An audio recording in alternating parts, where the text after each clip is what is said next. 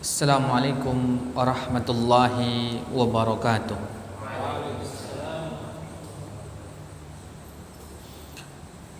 Alhamdulillahi rabbil alamin. Wassalatu wassalam ala ashrafil anbiya'i wal mursalin wa ala alihi wa sahbihi ajma'in.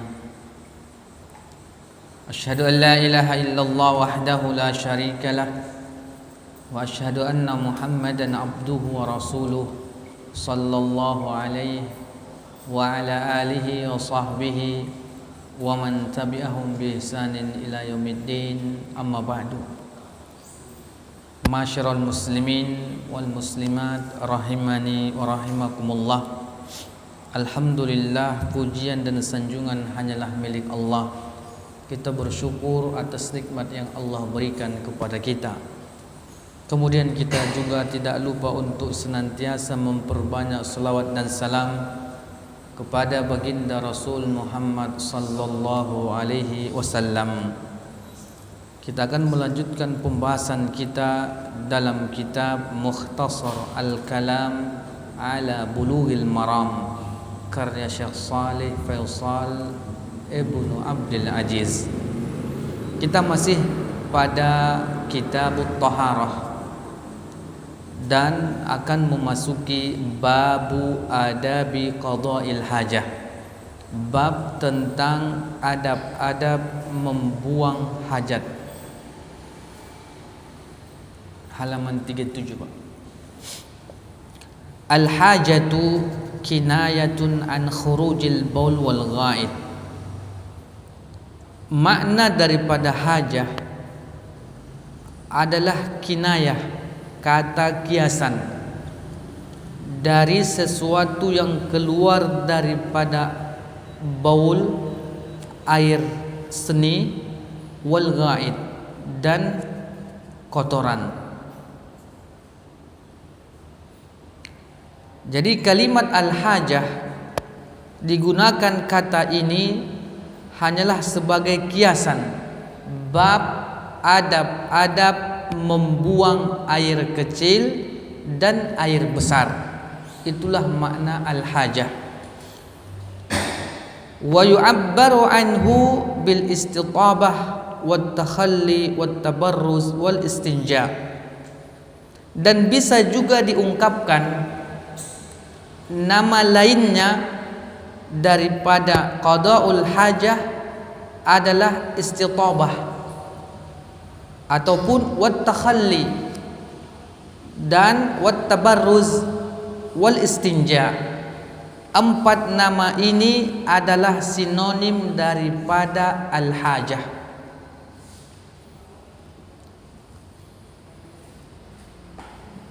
Apabila nanti kata-kata ini disebutkan di dalam kitab-kitab para ulama, sebahagian mereka menggunakan kalimat at-tabarruz, ada yang nanti menggunakan al-istinja, dan yang lain sebagainya.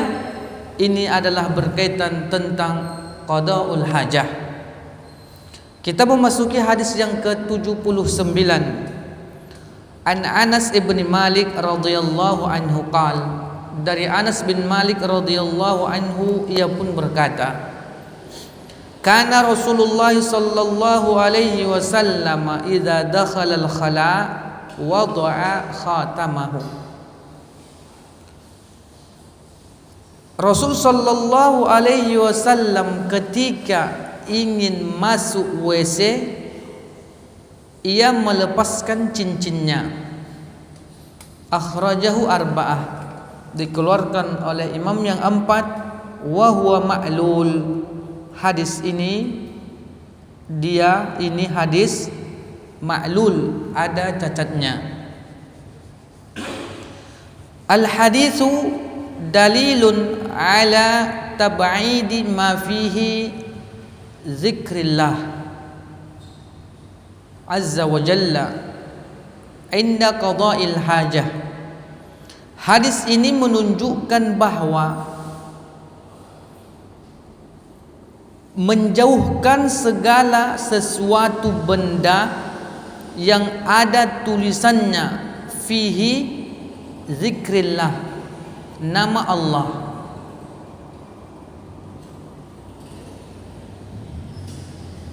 Azza wa Jalla inda qada'il hajah, ketika membuang hajat.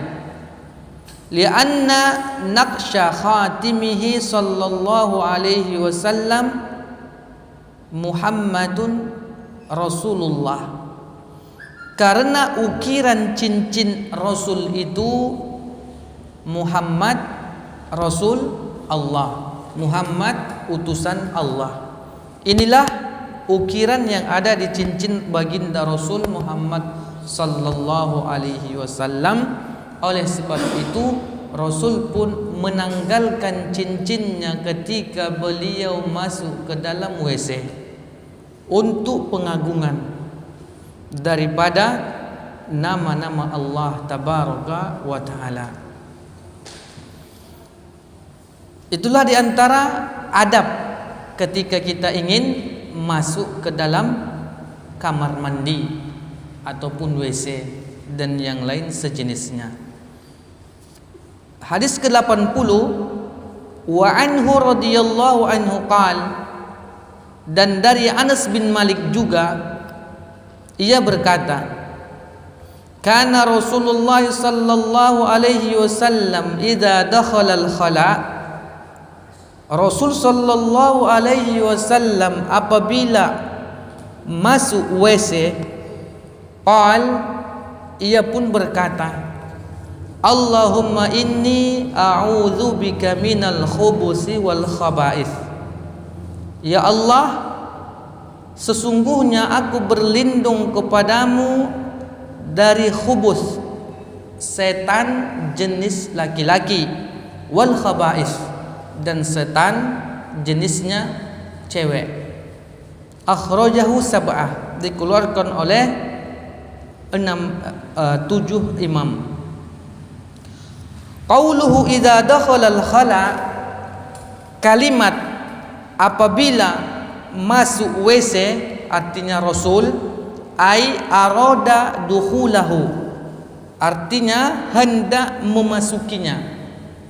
Wa fi riwayah, dan di dalam riwayat yang lain disebutkan idza atal khala, apabila hendak pergi menuju WC. Wa hiya a'am, dan ialah lebih umum. Wali Sa'id ibni Mansur, dari Sa'id ibni Mansur, kana yaqul, beliau mengatakan, Bismillahi Allahumma inni a'udzu bika minal khubusi wal khaba'ith. Sedangkan dari Sa'id ibn Mansur, ia mengatakan bahwa ketika Rasul Muhammad sallallahu alaihi wasallam masuk WC, ada menambahkan kalimat Bismillah, kemudian Allahumma inni a'udzu bika minal khubusi wal khaba'ith. Wa fihi dalilun ala masyru'iyyati hadzal dzikr 'inda iradati qada'il hajah. Pada hadis ini sebuah dalil atas disyariatkannya membaca zikir ketika hendak membuang hajat, yang sebagaimana kita sudah mengetahui bahwa di antara adab-adab ketika ingin masuk WC atau ingin masuk kamar mandi haruslah berdoa, dan doa ini sudah lama kita hafal. Maka riwayatnya ada 2. Riwayat yang pertama tidak mengatakan atau tidak mencantumkan kalimat Bismillah, namun hadis yang selanjutnya mengatakan Bismillah Allahumma inni, dan yang lain selanjutnya, dan seterusnya. Jadi dua-dua doa tersebut ternyata bisa dipakai.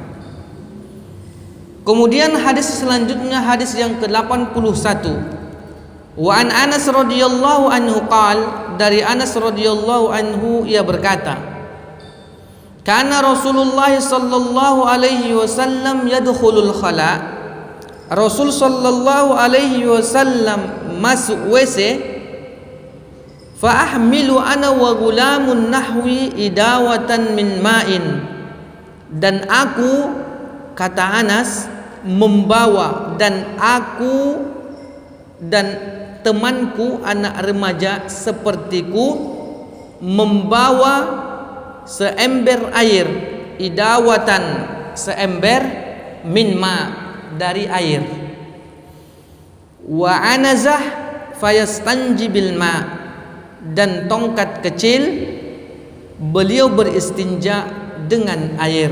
Muttafaqun alaih. Anas bin Malik ingin menceritakan kepada kita ketika baginda Rasul sallallahu alaihi wasallam suatu ketika hendak masuk WC, dan ternyata Anas disuruh membawa seember air dan tongkat kecil, dan baginda Rasul pun menggunakan air untuk beristinja. Al-anazah artinya al-harbah as-saghirah, tongkat kecil. Qila, dikatakan, al-hikmatu fi hamliha al-istitar biha, hikmah dalam membawa tongkat kecil tersebut adalah untuk menutupi diri. Al-istitar, menutupi diri. Aw li'annahu kana idza tawadda'a shalla ilaiha aw li ghairi dzalika minal hajah, ataupun ketika nanti Rasul sallallahu alaihi wasallam idza tawadda'a, apabila ia selesai berwudu, shalla, dan akan melanjutkan solat, ilaiha, menghadap tongkat kecil tersebut, aw li ghairi dzalik minal hajah, atau yang selainnya daripada kebutuhan Rasul sallallahu alaihi wasallam. Inilah di antara hikmah Anas bin Malik diperintahkan membawa anazah, yaitu tongkat kecil ataupun yang pendek. Wal haditsu dalilun ala jawazi istikhdamus shaghir. Hadis ini adalah dalil bagi kita bahwa bolehnya seseorang menjadikan anak kecil sebagai pelayan. Kau mau cari pembantu, boleh anak kecil. Enggak harus yang, kalau dia yang udah tua, yang udah berumur, enggak. Yang kecil pun boleh. Seperti ini. Inilah dalil bahwa dibolehkan seseorang menjadikan anak kecil sebagai pelayannya, sebagai pembantunya. Tapi kalau di negeri kita kayaknya nggak boleh anak di bawah umur, kena marah kita nanti. Harus dia wajib sekolah 12 tahun. Hati-hati juga kita nih ya. Wa ala masyru'iyatil istinja bil ma, dan hadis ini juga sebagai dalil untuk kita bahwa disyariatkannya ketika kita hendak istinja dengan air, ketika kita ingin membersihkan daripada qada hajat kita itu dengan air. Wa an Abi Hurairah radhiyallahu anhu qala, dan dari Abi Hurairah radhiyallahu anhu ia pun berkata, kana Rasulullah sallallahu alaihi wasallam idza atal khala'a ataitu bima'in fi tawr au raqwah fastanja minhu thumma masaha yadahu 'alal ardi, akhrajahu Abu Dawud. Abu Hurairah radhiyallahu anhu mengatakan bahwa Rasul sallallahu alaihi wasallam itu apabila ia ingin mendatangi WC atau ingin masuk WC, ataitu bima'in, aku pun datang membawakan air, fi taur, di dalam bejana kecil, au raqwah, ataupun bejana dari kulit. Nah, ketika aku lihat, kata Abu Hurairah, ketika aku melihat Rasul sallallahu alaihi wasallam hendak masuk WC, maka aku pun memiliki inisiatif, akan aku bawakan kepada Rasul sebuah air dalam bejana kecil ataupun bejana dari kulit. Fastanja minhu, maka Rasul pun beristinja dengannya, dengan air. Summa masaha yadahu 'alal ardi, kemudian Rasul mengusap tangannya di atas tanah. Akhrajahu Abu Dawud, dikeluarkan oleh Abu Dawud. Dari hadis ini kita juga bisa memahami bahwa ketika Rasul sallallahu alaihi wasallam setelah selesai membuang hajat dan beliau menggunakan air, dan setelah itu tangan beliau usapkan ke tanah. Kalau kita untuk zaman sekarang mungkin boleh pakai tisu, supaya jangan apa kali. Rasul mungkin tempat kamar mandinya di zaman Rasul mungkin gak betehel dia, gak bermarmar, langsung alal ardi, di tanah. Kalau kita sekarang sudah pakai tisu. Lanjut hadis yang ke-82. Wa an Mughirah ibn Syu'bah radhiyallahu anhu qala, dari Mughirah ibn Syu'bah radhiyallahu anhu, ia pun mengatakan, qala li Rasulullah sallallahu alaihi wasallam, Rasulullah pernah bercerita kepadaku atau pernah mengatakan kepadaku, khudil idawah, ambilkan seember air. Fantalaqa, maka aku pun pergi, maka beliau pun pergi. Hatta tawara anni faqadha hajatahu, hingga aku tidak melihat, kemudian beliau pun membuang hajat. Muttafaqun alaih.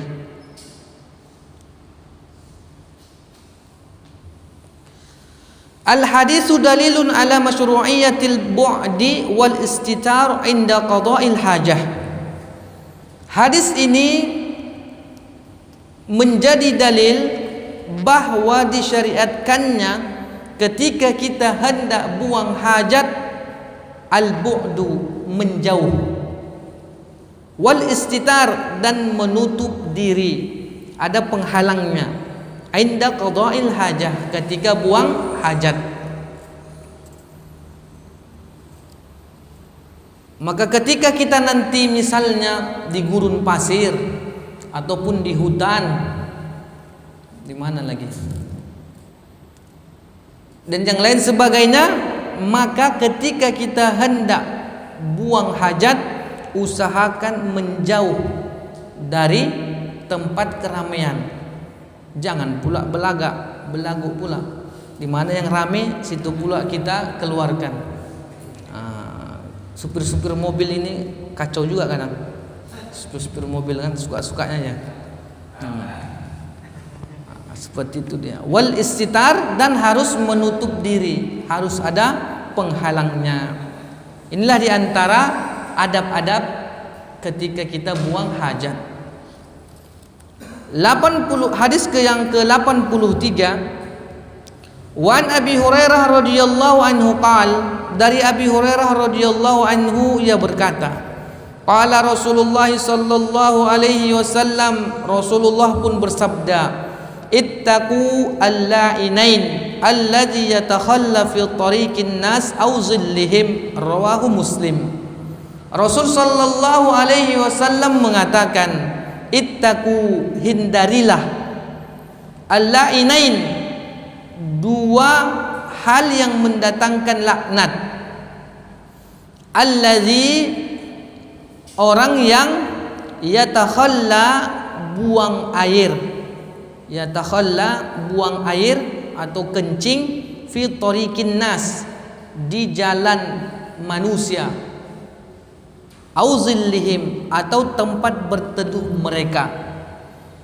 Di antara adab-adab bagi seorang yang ingin buang hajat, janganlah pula buang air kecil itu di jalanan. Kalau kita dulu mungkin zaman-zaman jahiliyah malam-malam jam 11 malam di tengah jalan, harus kita buat lope. Kita kencingi jalan tu, kita buat lope dia, bergaya-gaya lah sikit di tengah-tengah jalan tu. Apalagi kalau kita di kota, di pinggir-pinggir gang-gangnya itu, kita kencingin di situ biar bau sikit. Auzillihim, atau tempat berteduh mereka. Maka tak boleh kita buang air kecil ataupun buang air besar di tempat berteduhnya manusia, entah tempat duduk-duduk mereka, tempat nongkrong-nongkrong mereka.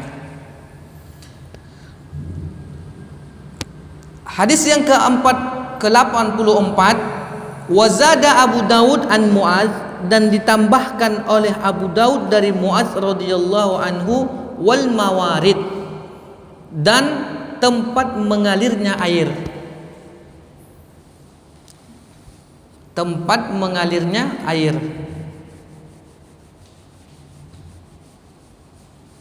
Jadi bahwa Rasul sallallahu alaihi wasallam melarang kita, atau kita harus menghindari tempat-tempat mengalirnya air ketika kita ingin buang hajat. 85, hadis yang ke-85, Wali Ahmad an Ibni Abbas radhiyallahu anhuma, dari Ibnu Abbas radhiyallahu anhuma, au nak'amain, ataupun genangan air, tempat genangan air. Atau kalau di kampung-kampung kita mungkin sumur-sumur kecil. Kalau kita bertani kan kita buat itu ada sumur-sumur kecilnya untuk entah 2 meter untuk tempat penampungan air hujan. Ketika nanti kita ke sawah, ke ladang, ada genangan airnya yang bisa kita manfaatkan untuk kita minum atau untuk wudhu nanti kita dan yang lain sebagainya. Nah, ini juga ternyata dilarang. Hadis selanjutnya, wa fihima dha'fun. Wa fihima, dan pada 2 hadis yang telah berlalu tadi ada kelemahan. Pertama, al-mawarid, tempat mengalirnya air, dan nak'amain, genangan air. Hadisnya dha'fun, lemah. Tapi untuk sebagai adab bisalah kita amalkan. 86, hadis yang ke-86, wa akhraja at-Tabrani an-nahya an qada'il hajah tahta al-ashjar al-musmirah wa dhiffatin an-nahar al-jari min hadis Ibnu Umar bisanad dhaif. Dan dikeluarkan oleh Al-Imam At-Tabrani an-nahya, larangan, an qada'il hajah, buang hajat, tahtal ashjar al-musmirah, di bawah pohon yang berbuah, wa dhiffatin nahar, dan di pinggir sungai, al-jari, yang mengalir, min hadis Ibnu Umar, dari hadis Ibnu Umar, bisanadin dhaif, dengan sanad yang lemah.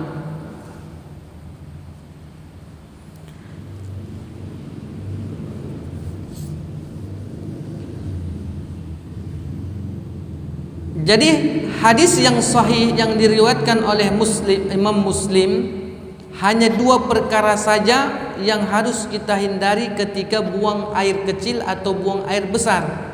Pertama adalah tariqin nas, jalan tempat-tempat jalan manusia, auzillihim, atau tempat berteduh mereka. Sedangkan hadis-hadis yang lain, tempat-tempat mengalirnya air ataupun tempat genangan air, hadis-hadisnya memiliki kelemahan. Begitu juga tatkala kita dilarang untuk buang hajah di bawah pohon yang sedang berbuah dan di pinggir-pinggir sungai yang mengalir, maka sanad hadis ini juga lemah. Karena nanti orang-orang di kampung kita sudah pasti buang air besar, buang air kecil di pinggir sungai yang mengalir. Kalau nanti kita bilang tidak boleh, kacau juga mereka. Di mana mereka buang hajatnya. Maka ternyata hadis ini adalah sanadnya dhaif, lemah. Namun bisa juga untuk berhati-hati. Misalnya membuat aturan, nggak boleh buang air kecil dan air besar di saluran air ini dan yang lain sebagainya. Qauluhu ittaqul la'inain. Kalimat ittaqu, hindarilah, berhati-hatilah, al-la'inain, yaitu dua hal yang mendatangkan laknat, ai al-amrain al-jalibain lil la'an, yaitu perkara-perkara yang mengundang kelaknatan, laknat Allah.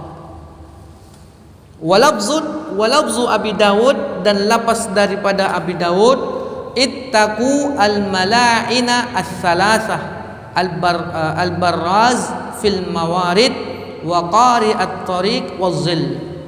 Sedangkan lafaz yang dikeluarkan oleh Abu Dawud, Rasulullah mengatakan, hindarilah al-mala'in, penyebab laknat, penyebab laknat, as-salasah, di tiga tempat. Al-barrazu fil mawarid, buang air besar di sumber-sumber air atau di tempat-tempat mengalirnya air. Wa qari al-tariq, dan jalan raya. Waz-zilli, atau tempat berteduh. Walabzu Ahmad, dan sedangkan lafaz yang dikeluarkan oleh Imam Ahmad, Rasulullah bersabda, ittaqu al-mala'ina as-salasa, tidak memakai tamar butah. Hindarilah penyebab laknat yang tiga di tiga tempat. Ayyaqauda ahadukum fi zilli yastazillu bihi, yaitu janganlah kalian buang hajat di tempat duduk salah seorang kalian, tempat berteduh mereka, au fi tariqin, atau di jalan, au naqaimain, atau tempat genangan air.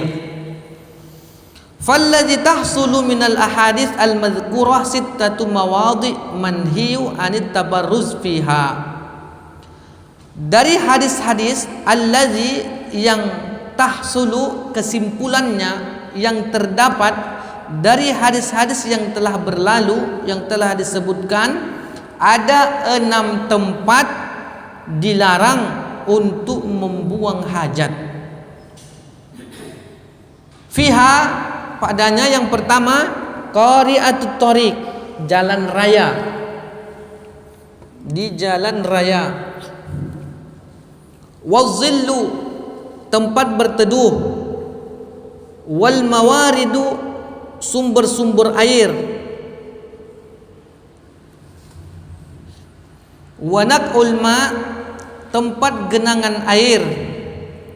Wal asjar al musmirah, dan di bawah pohon-pohon yang sedang berbuah. Wa janibud nahar, dan di samping, di pinggir sungai. Inilah 6 tempat-tempat dilarangnya seseorang membuang hajat, baik air kecil, baik buang air kecil ataupun buang air besar. Wa fi marasil Abi Dawud min hadis Makhul, di dalam kitab Marasil Abu Dawud dari hadis Makhul, naha Rasulullah sallallahu alaihi wasallam, Rasulullah melarang, an ayyabula bi abwabil masjid, Rasulullah melarang seseorang kencing di depan pintu masjid. Jangan pula kita kencing pula, ini kan susah juga. Ini adalah di dalam kitab Marasil Abu Dawud dijelaskan, diterangkan bahwa ada hadis dari Makhul, Rasul sallallahu alaihi wasallam menambahkan di antara 6 tempat yang telah disebutkan bahwa orang-orang tidak boleh membuang hajat pada 6 tempat, dan Abu Daud menambahkan 1 tempat lagi, yaitu di pintu atau di depan pintu masjid. Kalau ada ya kita tenang juga lah kayak gitu.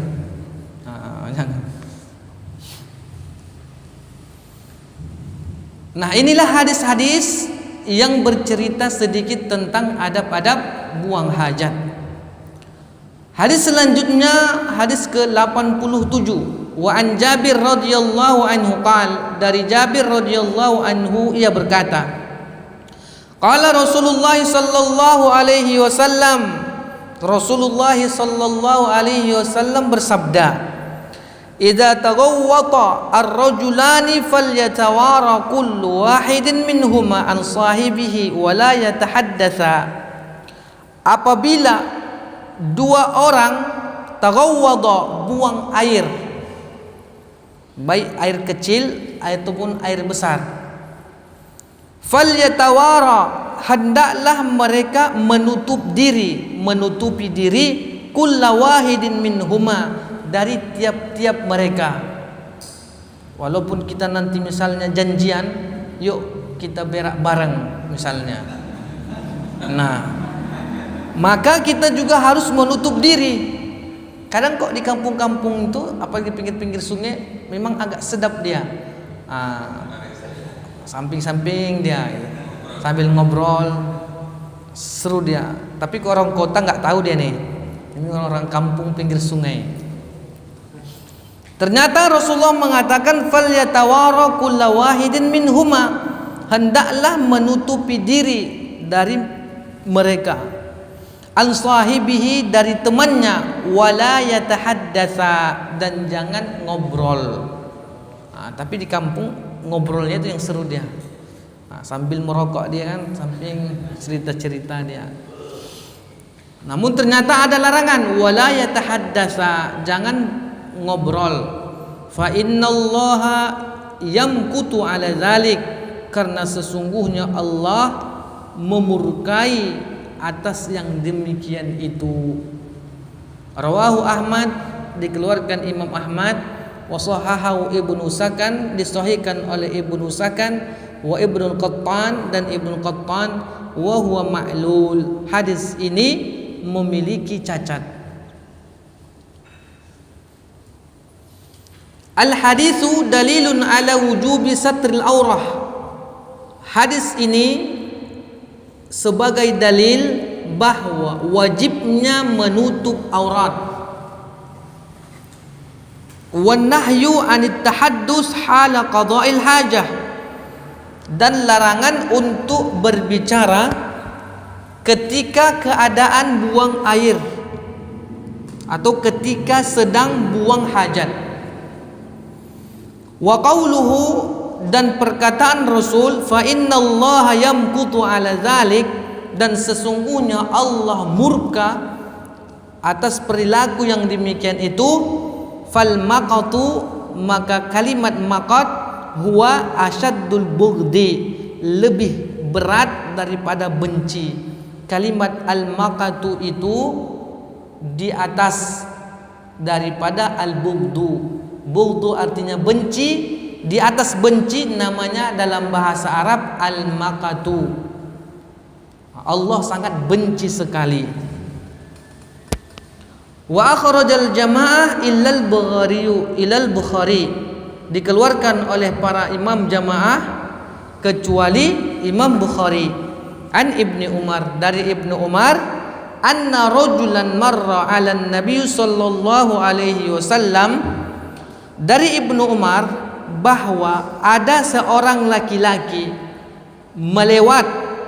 melewati Rasul atau melewati Nabi sallallahu alaihi wasallam, wa huwa yabulu fasallama alaihi falam yarudda alaihi. Ibnu Umar mengatakan, pernah suatu ketika ada salah seorang sahabat lewat, yang mana Rasul sallallahu alaihi wasallam sedang buang air kecil. Dan sahabat ini dan orang ini mengucapkan salam kepada Rasul dan Rasul tidak menjawabnya. Berarti keren juga nih sahabatnya. Ya, seperti itulah.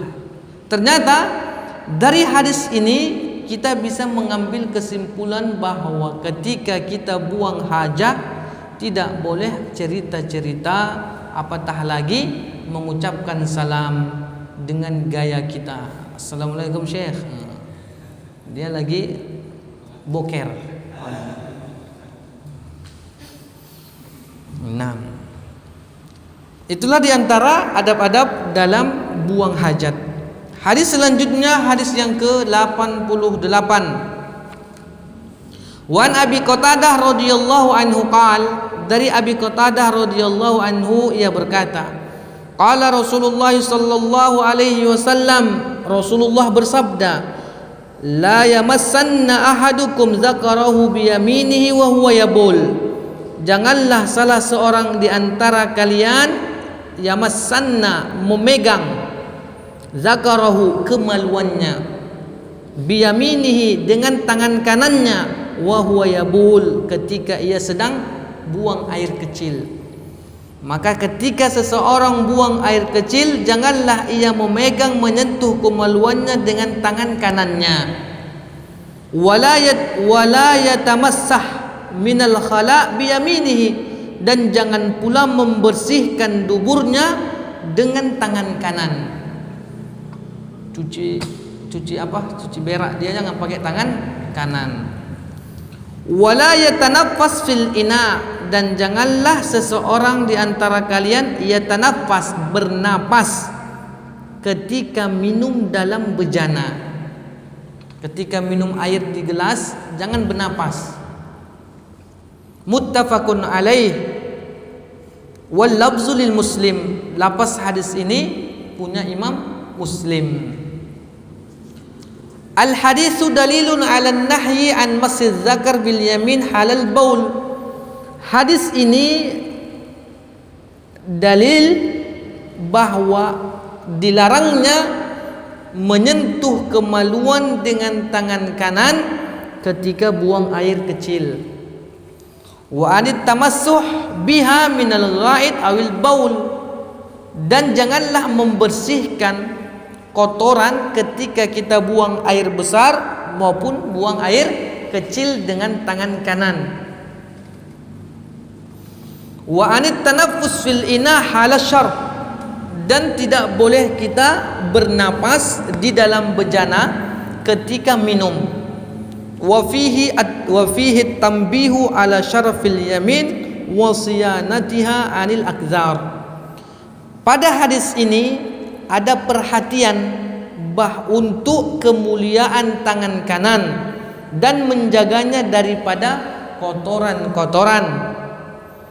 Wan nahyu anit tanaffus fil ina li alla yakzurahu ala ghairihi, dan larangan agar kita itu ketika minum tidak bernapas di dalam bejana agar tidak terkotori airnya.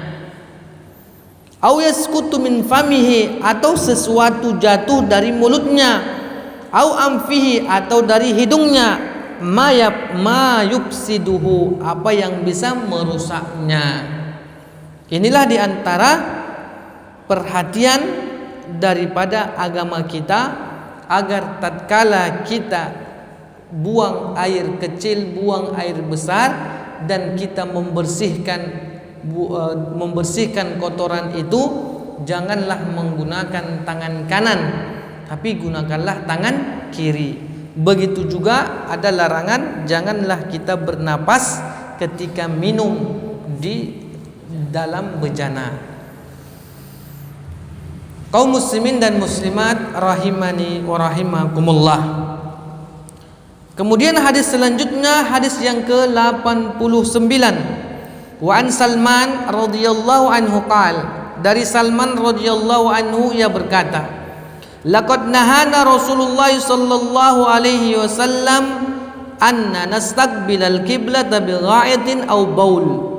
Sungguh Nabi telah melarang kami untuk menghadap kiblat ketika buang air besar ataupun buang air kecil. Au annastanjiya bil yamin, dan kami juga dilarang untuk beristinja, membersihkan kotoran dengan tangan kanan. Au annastanjiya bi aqal min salasati ahjar, dan kami juga dilarang agar ketika membersihkan kotoran atau istinja kurang dari 3 batu. Au annastanjiya bi raji'in au azmin, dan kami juga dilarang ketika ingin membersihkan kotoran ataupun beristinja dengan menggunakan roji', yaitu kotoran keledai yang sudah kering, au azmin, atau tulang belulang. Rawahu Muslim, diriwayatkan oleh Imam Muslim. Hadis selanjutnya, hadis yang ke-90, walisab'ah an Abi Ayyub, dari Abi Ayyub radhiyallahu anhu, la tastaqbilul qiblah wa la tastadbiruha bighaitin aw baulin, janganlah kalian menghadap kiblat dan jangan juga membelakanginya ketika kalian buang air besar atau buang air kecil. Walakin syarriku aw gharribu, akan tetapi menghadaplah ke arah timur ataupun ke arah barat. Ini hadis bukan di Indonesia, tapi di Madinah. Arah mereka itu, kalau kita nanti ya barat itu ya pas kiblat kita. Nah, kita jangan arah barat dan jangan arah timur, kebalikan. Ini hadis bagi orang-orang di Madinah. Al hadisu zahirun fin nahyi an istiqbalil qiblah inda qada'il hajah. Hadis ini secara zahirnya melarang menghadap kiblat ketika buang hajat. Wa fil hadis muttafaqun alaih, dan di dalam hadis yang muttafaqun alaih, la tastaqbilul qiblah bighaitin wala baulin wala tastadbiruha, janganlah kalian menghadap kiblat ketika buang air besar dan buang air kecil, dan jangan juga membelakangi kiblat. Jangan menghadap kiblat, jangan membelakangi kiblat ketika buang air besar ataupun buang air kecil. Wa fi hadis Ibnu Umar, dan dalam hadis Ibnu Umar, raqitu yauman ala bait Hafsah, pernah suatu ketika, kata Ibnu Umar, raqitu, aku memanjat rumah Hafsah, yaitu rumah Hafsah.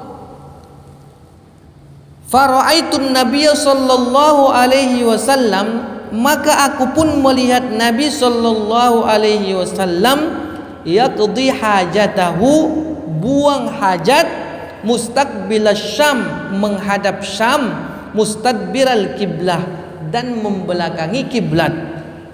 Muttafaqun alaih. Dalam hadis ini Ibnu Umar ingin menjelaskan kepada kita, ternyata pernah suatu ketika ia memanjat rumah Hafsah, saudari dia. Maka aku pun melihat Nabi buang hajah, ia menghadap Syam dan membelakangi kiblat. Muttafaqun alaih. Ternyata ada hadis yang di atasnya tadi, Rasulullah secara lisan melarang kita untuk buang hajah, menghadap kiblat dan membelakangi kiblat. Ini ada pula hadis yang dibawakan oleh Ibnu Umar. Ibnu Umar mengatakan, aku pernah melihat Rasul buang hajah, ia menghadap Syam dan membelakangi kiblat. Berarti seolah-olah dua hadis ini saling bentrok. Maka para ulama pun memberikan pandangan mereka. Wahtalafal ulama fi dzalika ala khamsati aqwal. Para ulama berbeda pendapat dalam permasalahan yang demikian itu. Mereka memiliki 5 pendapat. 5 pendapat mereka, para ulama. Aqrabuha, pendapat yang paling dekat, annahu yahrumu fi sahara dunal imran, haramnya buang hajat di tanah lapang, dunal imran, bukan di dalam ruangan tertutup. Jadi ketika kita buang hajat, buang air besar ataupun buang air kecil di tanah lapang, entah pas kita main bola misalnya, bola kaki maksudnya, kalau bola futsal agak kecil ya, bola kaki di tanah lapang, maka pendapat yang paling dekat mengatakan ini haram tanpa dalam ruangan tertutup. Kalau lapangan futsal ada dia apanya kan, biasanya tempat ruangan toiletnya. Ini pendapat yang pertama. Qala Asy-Sya'bi, kemudian Asy-Sya'bi mengatakan, inna lillahi ibadan malaikata wa jinnan yusalluna fala yastaqbiluhum ahadu bi baulin wala ghaid wala yastadbiruhum. Sesungguhnya Allah memiliki hamba-hamba, Allah memiliki para hamba dari kalangan malaikat, dari kalangan jin. Mereka itu solat dan tidaklah mereka menghadap, janganlah mereka menghadapkan salah seorang di antara kalian ketika buang air kecil ataupun buang air besar, dan janganlah membelakanginya.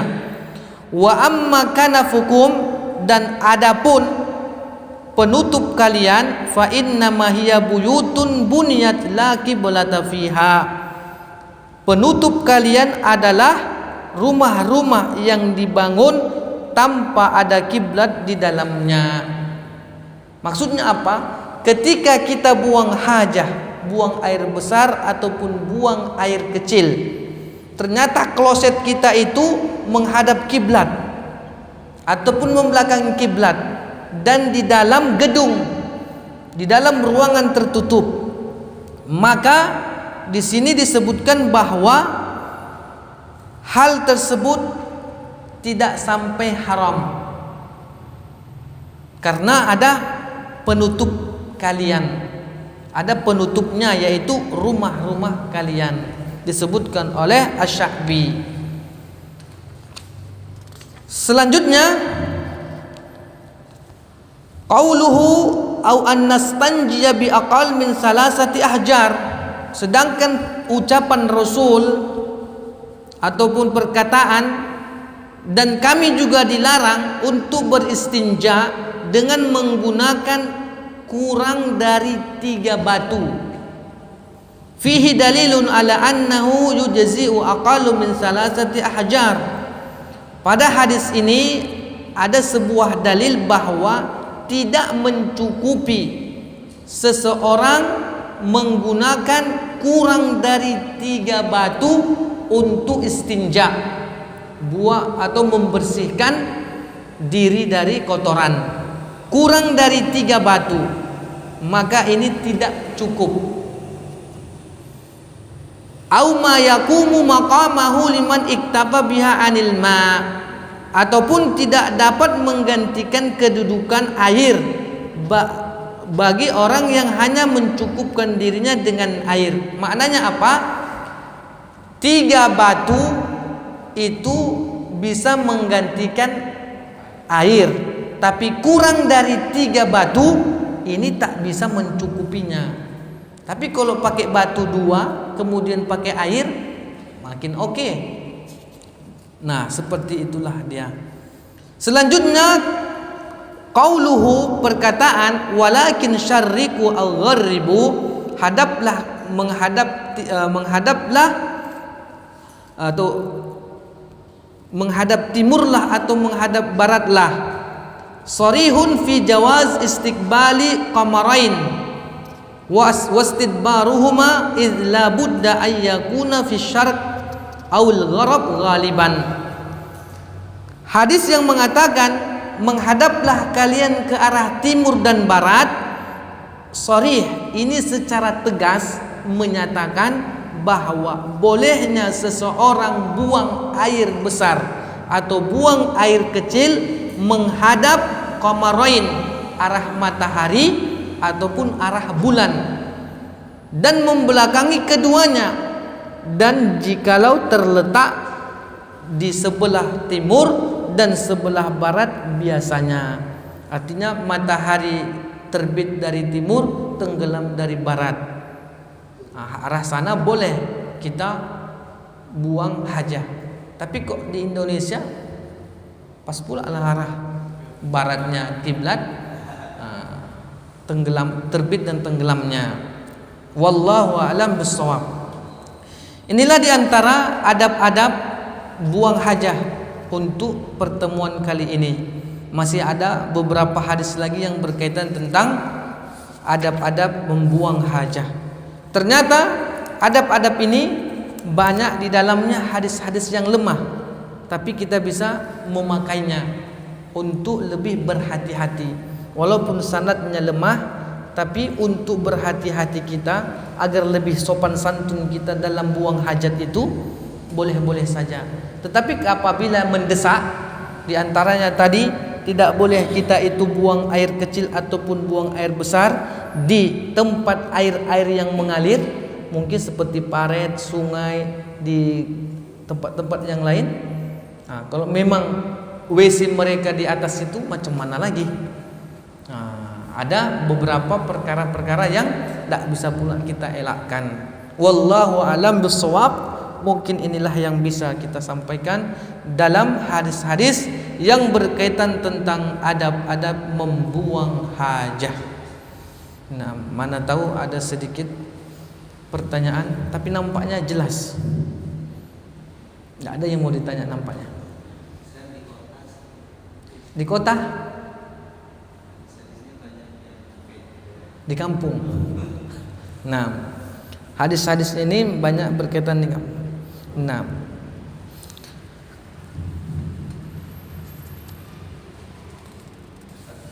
dari masalah ketika Rasulullah ini mengajar, beliau membawakan satu ember air dan satu tongkat kecil.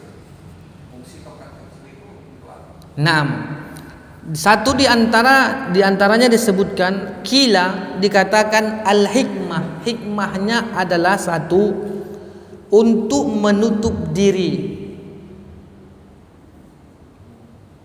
Menutup diri maksudnya yang penting pancangkan dia, udah kita buang hajah. Mungkin tandanya